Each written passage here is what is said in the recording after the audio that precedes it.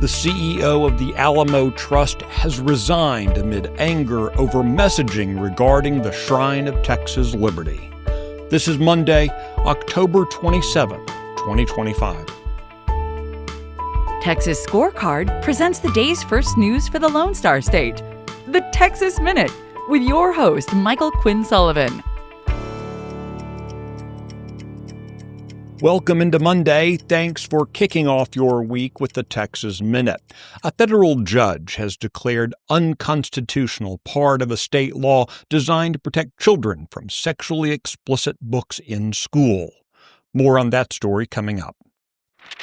Alamo Trust CEO Kate Rogers has resigned following calls from state officials for accountability after revelations of controversial writings and management of the state's most iconic historic site. This development is the latest in an ongoing dispute over the stewardship of the Alamo. Earlier this month, Land Commissioner Dawn Buckingham criticized the Alamo Trust after its official social media accounts posted a message recognizing Indigenous Peoples Day rather than Columbus Day.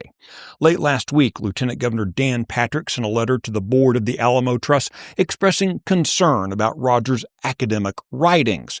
He described her work as, quote, incompatible with the telling of the history of the Battle of the Alamo, and stated that it undermined the credibility of the Alamo Trust. For example, Rogers wanted the Alamo to focus on equity and inclusion rather than the values of heroism, liberty, and sacrifice. Patrick and Buckingham have urged the Alamo Trust Board to realign its leadership and policies with the values and expectations of Texans.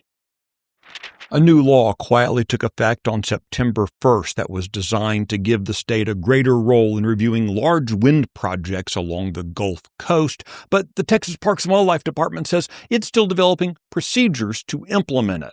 Developers are now required under law to notify Parks and Wildlife 90 days before constructing structures taller than 575 feet in counties that either border the Gulf of America or contain a national wildlife refuge.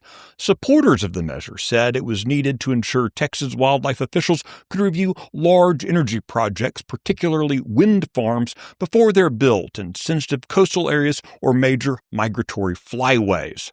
A Parks and Wildlife spokesman told Texas Scorecard the agency is drafting procedures and, quote, does not anticipate any rulemaking at this time.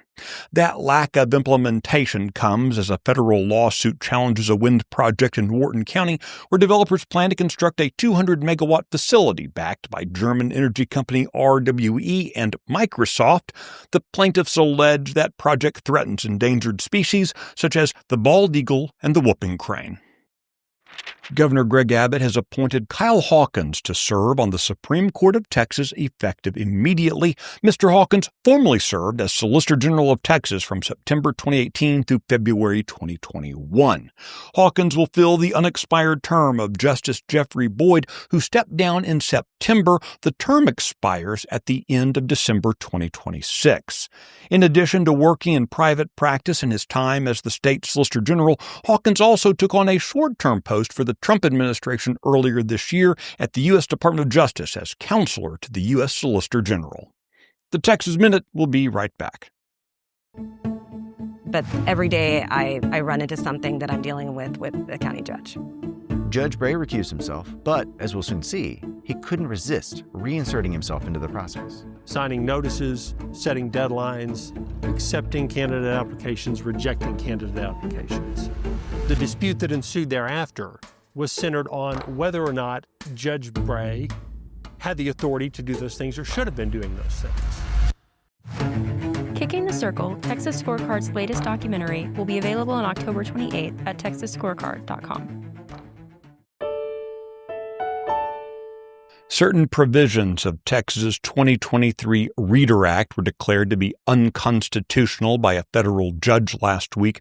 Specifically, U.S. District Judge Alan Albright's ruling targets the book rating provisions of the law that required booksellers to categorize the books they sell to schools according to standards set by the Texas State Library and Archives Commission.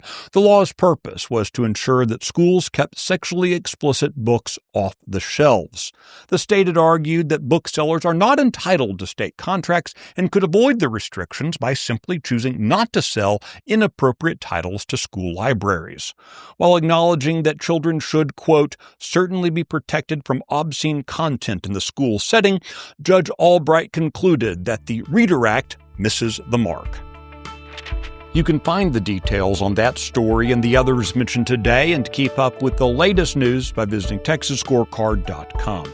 This edition of the Texas Minute was produced by Nick Shepard and based on the original reporting of Sidney Henry, Brandon Waltons, and Travis Morgan.